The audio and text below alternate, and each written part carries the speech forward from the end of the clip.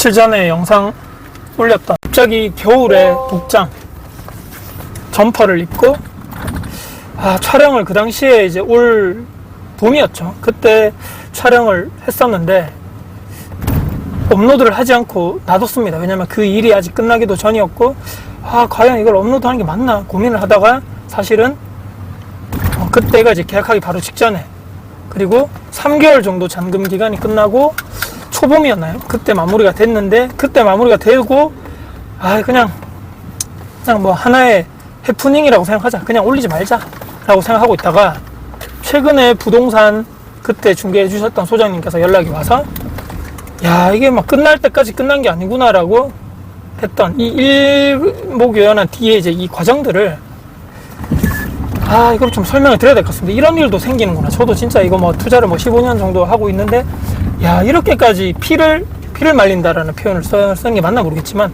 피를 바삭바삭 말린다 그래야 되나요? 그때 제가 이제 얼마 전에 올렸던 영상 내용은 타 지방이죠. 대구가 아닌 타 지방에 아파트를 투자를 해서 한 4년 정도 전세를 주고 이제 제가 여기를 매도를 해야 되겠다. 여기 분위기가 나빠서 매도하는 것이 아니고 다들 아시겠지만 주택을 뭐 많이 가지고 있는 게 이제는 뭐 좋은 게 아니죠. 그래서 괜히 뭐 가지고 있을 바에 그냥 정리를 하자 해서 정리를 했던 그 과정이었죠. 작년 겨울부터 시작해서 이제 봄으로 넘어오는 그 시점에 물건을 내놓는데 이제 여기 사셨던 그 당시에 이제 신혼부부였는데 처음에 들어오실 때도 얼굴 보면서 계약하고 정말 선하고 착하고 그냥 모르죠. 제가 이분들의 인성이나 이런 건 뭐 당연히 모르겠지만 계약할 때부터 뭐 당연히 집 잘 쓰겠습니다. 뭐 잘 배려해 주셔서 감사드립니다. 그 당시에 저도 이제 전세금을 많이 낮춰드리다 보니까 뭐 잘 해드리고 대출도 잘 받게 해주셔서 감사드리고 뭐 이렇게 좋게 계약도 다 끝났단 말이죠. 근데 제가 이제 물건을 매도를 해야 되겠다라고 내놓는 그 상황에서 약간의 이제 갈등까지는 아니지만 저는 이분들에게 먼저 얘기를 했죠. 여기 집을 혹시나 사실 매수를 할 생각 없냐라고 했더니 그분들도 그 남편분하고 이제 주로 커뮤니케이션을 했는데 본인들도 이제 뭐 매수를 할 상황이다. 본인들이 돈이 많고 막 이런 상황이 아니다 보니까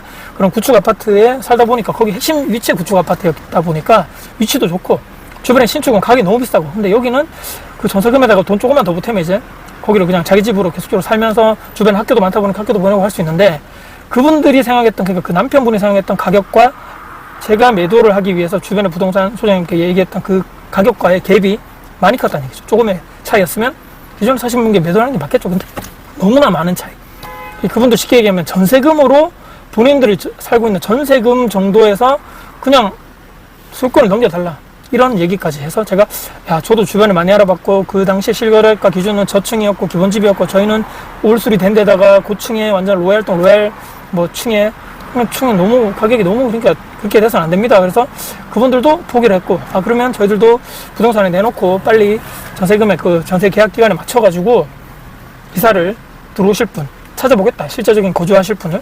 그래서 그걸 내놓다 보니까 부동산에서 보러 가겠죠.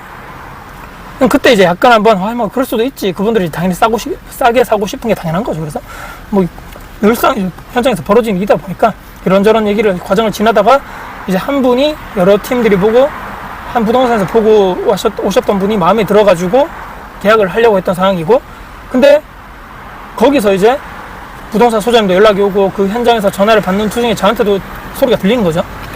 아니 왜 이거를 그렇게 왜 그 아내분이 얘기로 쉽게 얘기하면 아내분은 그 남편 그 주인이 좀 이렇게 저렴하게 시세보다 저렴하게 해준다 했을 때 그냥 계약을 하지 왜 이게 우리도 이사도 가야 되고 거기다가 뭐 집도 알아봐야 되고 복비는 복비대로 돈대로 이사비는 들어가고 신경 쓸 게 짐 싸는 게 뭐 이사 가는 게 뭐 보통 일이냐 이런 이야기가 현장에서 소장님이 전화 통화하면서 이런저런 저런 얘기하고 있을 때 거기 현장에 있는 세입자분끼리 막 싸우면서 막 이런 일이 벌어졌는 것까지 제가 얘기 드리면서 이게 어떻게 될지 모르겠다라고 한 게 얼마 전에 올렸던 내용인데 그 뒤에 임차인 분이 그렇게 각성을 했는 건지 갑자기 악령이 씌어서 갑자기 이상하게 됐는지 모르겠지만 그때부터 저도 그렇고 그쪽에 있는 부동산 소장님 들어오실 부동산 소장님께 상당히 비협조적으로 남편분이 갑자기 전화를 안 받는다든지 일례로 초반부터 제가 기억이 일일이 다 세세하게 적어 놓지는 않았는데 그 이제 매수를 하기로 했던 분이 이제 가계약금을 넣고 계약서를 썼죠 저랑. 그 다음에 잔금하기 어느 정도 그분도 전세 계약이 한 3달 정도 남아있던 상황이고 그분들도 거기에 맞춰서 이사를 들어오겠다 해서 모든 것을 그 임차인분 전세 계약 끝나는 기준에 동시에 잔금도 하고 이렇게 하겠다라고 다 뭐 했던 상황이죠. 본인들도 그때 나가겠다 그랬고, 처음에는. 근데 이제 한번 처음에 보고 이제 이렇게 그냥 상황만 봤다 보니까 그분들이 이제 가구 사이즈라든지 요걸 들려오기 위해서 한 번만 좀 이렇게 방문을 좀 하면 안 되겠냐 해가지고 이제 사시는 분과 통화를 하면 되겠다. 한 번, 두 번 정도야. 뭐 그분들도 이제 또 집을 또 구하러 나가야 되는 상황이다 보니까 서로의 입장을 아는 거죠. 그래서 근데 그때 전화가 잘 안 됩니다. 뭐 나중에 오라 그랬나 하고 연락이 왔다라고 하면서 그 시간에 또 가서 그 새로운 이제 예비 매수자와 가가지고 사이즈를 재려고 문 앞에 갔더니만 없다 그러고 다음에 또 오라 그러고 그분들도 시간 내서 이제 오는 거죠. 그 약속이 안 돼 있어서 갑자기 갔다면 이해가 하지만 약속이 다 돼 있어서 며칠 기다렸다가 갔더니만 나중에 오라 그러고 집이 없다 그러고 퇴근 전이라 그러고 또 그 다음에 약속을 잡아서 갔더니만 주말에 갔는데 주말에 그분들도 시간 빼고 부동산 소장님도 시간 빼가지고 같이 갔더니만 또 안 된다 그러고 집이 뭐 난장판이라서 안 된다 그러고 다음에 오라 그러고 여기서부터 슬슬 뭐지? 빌런인가? 이런 얘기를 스물스물 저와 이제 부동산 소장님하고 막 얘기를 하고 있는 상황에서 여기서 끝났으면 제가 영상을 찍을 이유가 없는데 그 뒤에 또 어떤 일이 벌어졌나. 처음에 본인들이 이사를, 그러니까 전세 계약 만료 기간이 있죠. 그 날짜에 보통은 이사를 나가는 거니까 그 전에 또 어떤 일이 있었냐면 본인들이 돈이 없다라고 얘기하면서 저한테 연락이 와서 전세금을 다 내주는 건 좀 그렇겠죠. 아직 나가지도 않았는데 반을 달라는 거예요. 반을. 아직 내가 지금 집을 알아보려고 돌아다니는데 뭐 돈도 없고 대출도 더 추가적으로 전세 대출 본인 얘기입니다. 제가 모르겠고 대출이 뭐 정확하게 잘 안 나온다 이런 얘기도 하면서 지금 당장 내가 돈이 없으니까 전세를 저 좀 잡아 놓으려는데 돈이 없다 대신에 반을 달라는 거죠. 예를 들어서 전세금 2억이면 1억을 먼저 내달라는 거죠. 그런 내용이 전혀 저희 계약서 상에도 없고 아무것도 없는데 갑자기 무턱대고 달라 하길래 아니 계약이 어떻게 그렇게 되냐. 지금 뭐 이런 절차상으로 뭐 주택임대차 보호법상이든 뭐 주택 뭐 임대 뭐 차 계약 내용도 관례도 있고 뭐 모든 법적사항 부동산 소장님께 다 물어봐도 그렇게 내주는 경우는 없다. 왜냐면 아직까지 전입이 돼 있고 실력을 하고 있고 또 사전에 저와 뭐 사전에 얘기된 것도 아니고 그런 게 없기 때문에 뭐 돈도 사실은 그 당시에 여유자금이 없었고 잔금날 다 확인해가지고 이사 들어온과 동시에 매수자분 잔금이 되면 저는 바로 즉시 내드리겠다. 이사 내린과 동시에 말이죠. 그런 절차적으로 지금까지 저도 살아왔고 그렇게 투자를 했고 모든 지금까지 대부분 임차인들이 그렇게 했었는데 갑자기 이분이 반을 내달라길래 안 된다고 정중하게 이런 상황 때문에 죄송하지만 돈을 내드릴 수 없는 상황입니다. 이해 부탁드리겠습니다. 돈은 뭐 어떻게 써든지 뭐 돈을 뭐 빌리시든지 뭐 다른 데서 뭐 대출을 받으셔가지고 계약을 하셔라. 저희가 내드릴 수 없습니다. 라고 단호하게 얘기했다면 이때부터 더 이분이 폭주를 하게 되면서 알겠다라고 전화를 확 끊으라고요. 그부터는 어떤 일이 또 있었냐.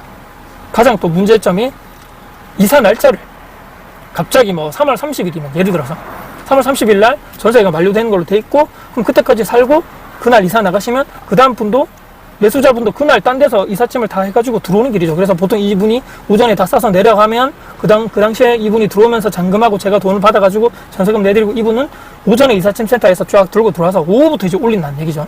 근데 갑자기 연락이 와가지고 한 3, 4주 전인가 연락이 와서 갑자기 그 날짜에 못 나가겠다는 거죠. 갑자기. 왜 그러냐니까 내가 그쪽에 들어가야 될 그 이사 그 집하고 또 연계가 안 맞아서 안 된다라고 하는 거죠. 근데 그거는 우리는 이미 다 계약이 돼 있고 그 당시에 처음에 제가 계약서 쓸 때부터 계속적으로 얘기를 했고 제가 문자도 돼 있고 통화 녹음이 돼 있고 상황 자체가 저희는 기존에 있는 뭐 이렇게 조율이 뭐 그분들이 먼저 집을 알아보셔가지고 그 날짜에 해드리겠지만 몇 번 제가 물어봤거든요. 요 전세 만료 날짜에 그 새로 들어오실 매수자분이 이사해도 되냐? 그때 뭐 먼저 내가 나가는 얘기가 아니다. 어차피 세입자분이 나가셔가지고 딴 집을 가시는데 그쪽 집하고도 사정 협의를 해야 되지 않겠는가. 근데 대신에 이분들이 잔금을 그 처음에 계약서 쓰고 3달 정도 잔금 기간이 있었다 그랬죠. 그분 아직 3달 남았고 그래서 그 사이에 혹시라도 집을 알아보고 계속적으로 뭐 그쪽 들어갈 집에 대해서 잔금 일자가 3월 30일이 아니면 빨리 얘기를 해달라. 이분들하고도 얘기를 빨리 해줘야 되고 이분들도 은행 가서 대출도 해야 되고 또 기존에 있는 집에 나와서도 그쪽에 있는 집주인분하고 얘기가 다 이렇게 얘기가 됐기 때문에 자기는 계속적으로 제가 뭐 3달 전에도 계약서 쓸 때도 얘기를 하고 뭐 2달 전에 얘기하고 1달 전에 얘기했을 때도 걱정하지 마라. 나 그날 이사 나갈 거다라고 걱정하지 말고 그때 하면 됩니다. 라고 했는데 갑자기 막 3주 전에 다시 연락이 와가지고 나 그날 지금 못 되겠다. 이사 못 하겠다. 일주일 더 있다 나가야 되겠다. 이렇게 얘기를 갑자기 하길래 그쪽 부동산 소장님하고 제가 또 통화를 하고 그쪽에 또 이사 갈 집 그쪽도 소장님도 있더라고요. 만나가지고 그쪽 집하고도 협의를 하는 또 과정 속에서 또 피를 말리는 과정이죠. 왜냐면 이게 또 저쪽에 이사 들어오실 이 매수자분도 그쪽하고 다 얘기가 돼 있고 다 이렇게 쭉쭉쭉 얘기가 돼 있는 거죠. 그래서 이 상황도 어떻게 해가지고 저쪽에 그러니까 이 세입자분이 이사 가려고 하는 그 집 부동산하고 그쪽에 있는 집주인분하고 어떻게 잘 얘기가 돼가지고 저희가 원래대로 계약이 종료됐던 그 3월 30일, 예를 들은 겁니다. 3월 30일 날 나가고 저쪽 어떻게 잘 돼가지고 되는 걸로. 그때까지도 이 사람은 그냥 제3자예요. 난 모르겠고 저쪽 우리 집주인하고 얘기하십시오. 나는 뭐 갑자기 뭐 된 게 아니고 내가 뭐 일부러 이 계약을 파기시키려는 게 아니고 계약을 내가 나가가지고 가려는 그 집이 그렇게 하는데 내가 뭐 어떻게 하겠냐고. 뭐 알아서 하라고 하는 식으로 배째라 하면서 자기는 그냥 제3자처럼 쭉 빠져서 있더란 얘기예요. 그래서 이 사람이 점점 왜 그러냐. 얼마나 악에 바쳤으면, 얼마나 본인이 처음에 제가 제시했던 금액에 매수를 했었으면 좋았는데, 지금 이 9월이죠. 거기도 가격이 조금씩 많이 올라가고 있는 상황인데 그냥 제가 처음에 얘기했던 그 가격대로 그 시세보다 많이 제가 내려줬거든요. 그대로 그냥 샀었으면 그 와이프 얘기대로 말이죠.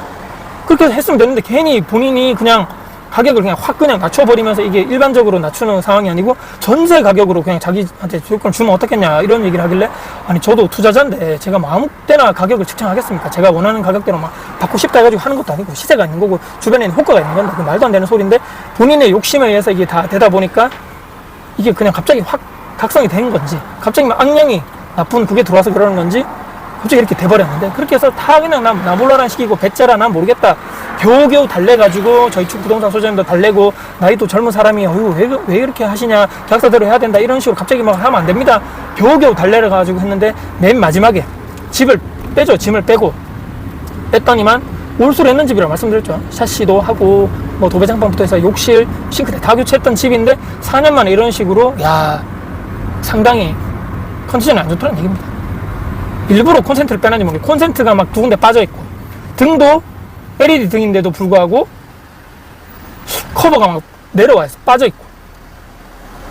야 이거 일부러 악의적으로 그런 건가? 그다음에 일부러 막 청소도 일부러 안 해놓은 것 같아요. 청소도 엄청 쓰레기도 많고. 이것까지 제가 사진을 봤는데 소장님도 상당히 난감해 하더라고요. 그래서 제가 소장님 죄송한데 그런 부분에 대해서는 제가 수리를 해드리겠다, 비용을 드리고 집주인 들어오시는 분에게 제가 상황 설명도 드리고 그 쓰레기 같은 것도 청소 비용도 제가 그때 지원을 해드릴 테니까 그런 거 좀 오해하지 마시고, 이분이 갑자기 왜 그런지 모르겠지만 저도 뭐 정말 죄송하다고 말씀드려 주시고 제가 비용을 부담하겠습니다라고 하고 당금이 딱 얘기 드렸죠. 그런 식으로 그분 이사 나가고 이제 들어오실 분과는 다행인데 얘기가 잘 돼가지고 웃으면서 마무리가 됐다. 추가 비용이 좀 들었죠. 대신에 야 이런 사람을 만나가지고 마음고생 심했다라고. 근데 이렇게 해서 그냥 제가 잊고 지내고 있다가 얼마 전에 연락이 왔습니다. 그 매매 중개를 해주셨던 부동산 소장님이 연락이 와서 잘 지내시냐 이런 얘기 하면서, 딴 게 아니고 저는 뭐 딴 이 매수했던 집에 대해서 뭔가 하자가 있어서 연락이 왔나라고 했더니 그건 아니고 이제 이 세입자분이 이사를 갔다 그랬죠. 저쪽에 갔는데 그쪽에 중개를 했던 부동산 소장님이 이분들에게 얘기를 했다는 거죠. 이 같이 다 지역이 작고 하니까 소장님들끼리 대부분 다 아는 거죠. 이 세입자가 딴 쪽으로 전세를 갔다고 얘기를 했죠. 거기 갔는데 거기에 있는 부동산 들어가면서부터 지금 집주인하고 트러블도 엄청나게 많고 거기 막 집주인을 막 엄청 지금 피를 말리고 있다. 이거 왜 이거 수리 제대로 안 됐느냐.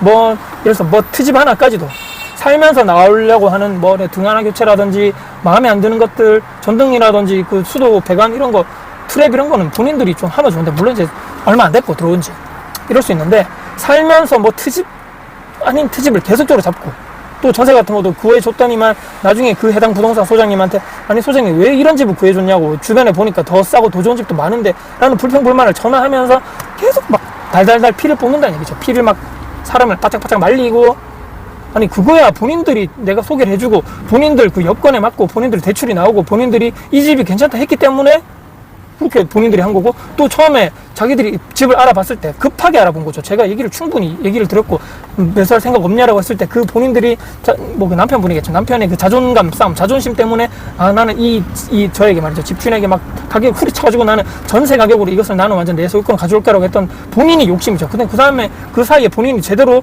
전세 다른 집을 알아보지 않았던 그런 그 시간에 기회비용을 날려버리는 덕분에 급하게 본인이 알아봐야 되는 상황이었고, 전세 계약은 당연히 그때 예정되어 있었고 본인이 더 살고 싶다 해서 살 수 있는 게 아니죠. 그 계약이라는 것이 그렇게 계약대로 딱딱 되어 있는 상황이다 보니까. 그럼에도 불구하고 아니 왜 이 집을 이상한 집을 구해줘가지고 왜 나를 이렇게 신경 쓰이게 만듭니까 소장님, 이거 어떻게 할 겁니까, 막 손해배상 청구한다는 식으로 얘기하면서 그쪽에 있는 처음에 중개해줬던 전세 그 중개를 해줬던 부동산 소장님을 달달달달 볶으면서 완전히 피를 말리게 했다라는 얘기를 얼마 전에 들었는데, 그것을 저에게 이분이 이 부동산 소장님이 전화를 그냥 갑자기 생각이 났다라고 하시면서 야 참 세상에 별 희한한 사람이 다 있구나라는 이런 얘기를 저에게 해주셨던, 이게 갑자기 떠올라서 저도 이 얘기를 정리를 해서 이 마무리가 어떻게 됐는지를 구독자님께 말씀드려야 되겠다는 생각을 해서 오늘 제가 이렇게 퇴근하는 길에, 아직 배달 끝나고 들어오는 길에 오늘 말씀을 드려봤습니다. 참 사람을 모르죠. 제가 언제 봤다고 이분이 뭐 천사니 뭐니 뭐 인성이 좋다라는 얘기를 했겠느냐마는 모르는 겁니다. 사람이는. 이 진짜 내면에 이 사람이 어떤 생각을 가지고 갑자기 이런 문제가 생겼을 때 어떻게 이분이 행동하고 말을 하는가가 진짜 그 사람의 인성이고 그때 그 사람의 내면의 모습인데, 본인이 이런 생각, 본인 위주로만 생각했다가 갑자기 모든 것이 불리해지니까 완전 모든 책임은 남이고 왜 나만 피해자고 왜 나만 이런 환경에서 하기 때문에 막 들들 열받는 이런 완전 이런 감정들을 남에게 다 표출하고 말이죠. 또 모르겠습니다. 또 본인 와이프에게도 막 표출했겠죠.